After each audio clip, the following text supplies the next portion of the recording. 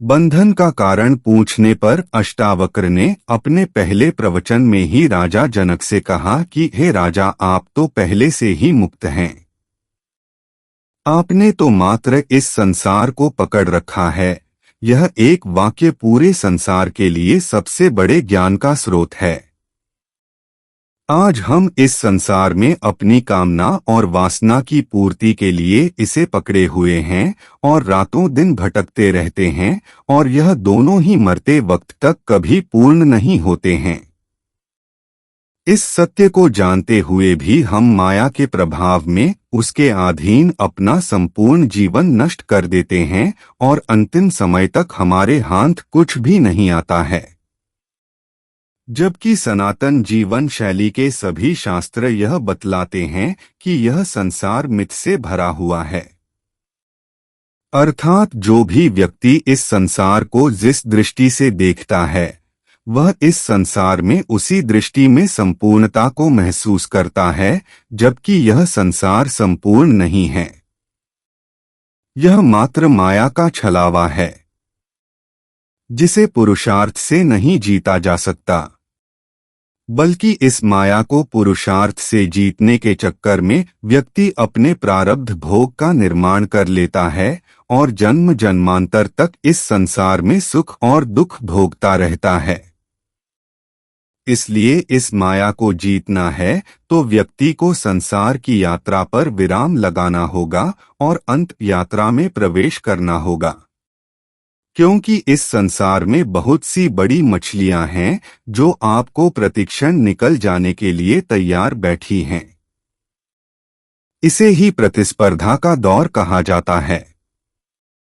इस प्रतिस्पर्धा के दौर में कोई किसी का नहीं होता, यहाँ तक कि व्यक्ति स्वयं अपना भी नहीं होता है। इसीलिए तो हम इस प्रतिस्पर्धा में अपने स्वास्थ्य ही नहीं, मन और मस्तिष्क दोनों को नष्ट कर लेते हैं। अत संसार को बस उतनी ही रुचि लेना चाहिए जितने से इस शरीर का निर्वाह हो सके। निर्वाह से अधिक की कामना सदैव आपको परेशानी में डालेगी। Sikandar, Napoleon Bonaparte, Osho, Rajiv Dixit, Bhagat Singh, Adolf Hitler, Subhash Chandra Bose, Mahatma Gandhi आदि आदि इसके उदाहरण हैं। इसके लिए वैष्णव लोगों ने कृत्रिम व्यस्तता के लिए भक्ति की खोज की है। यही भक्ति भगवान के खोज का आधार है।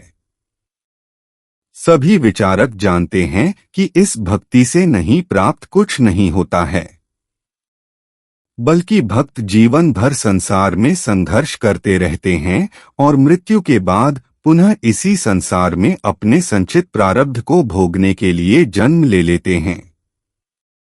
इससे बेहतर है कि ईश्वर के रहस्य को समझकर दृष्टा भाव के साथ जीवन यापन किया जाए। दृष्टा संन्यास सभी समस्याओं का समाधान है। इसमें किसी व्यक्ति को संसार छोड़कर कहीं भी जाने की आवश्यकता नहीं है। व्यक्ति इस संसार में अपने सभी कार्यों को करते हुए भी अपने कर्तव्य पालन के साथ दृष्टा संन्यास की दीक्षा ले सकता है। दृष्टा संन्यास एक लंबी प्रक्रिया है।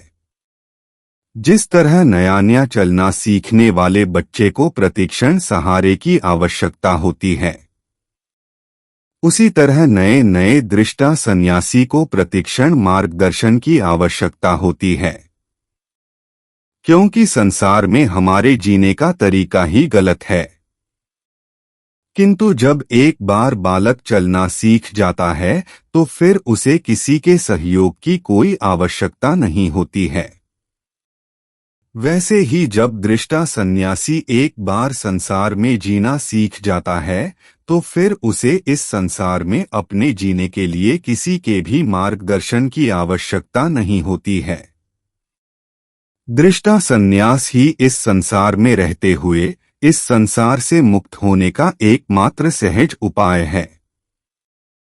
न तो ज्ञानी व्यक्ति इस संसार से मुक्त कर सकता है और न ही भगवान का भक्त ही, दोनों ही इस संसार से मुक्ति का माध्यम नहीं हैं।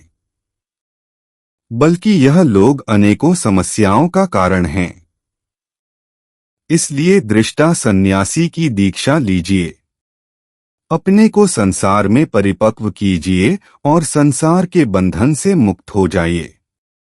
सभी कामना और वासना आप में मात्र इसीलिए हैं कि आप अंदर से परिपक्व नहीं हैं। एक परिपक्व मन अपने सुख और आनंद के लिए संसार में किसी और पर आश्रित नहीं होता है।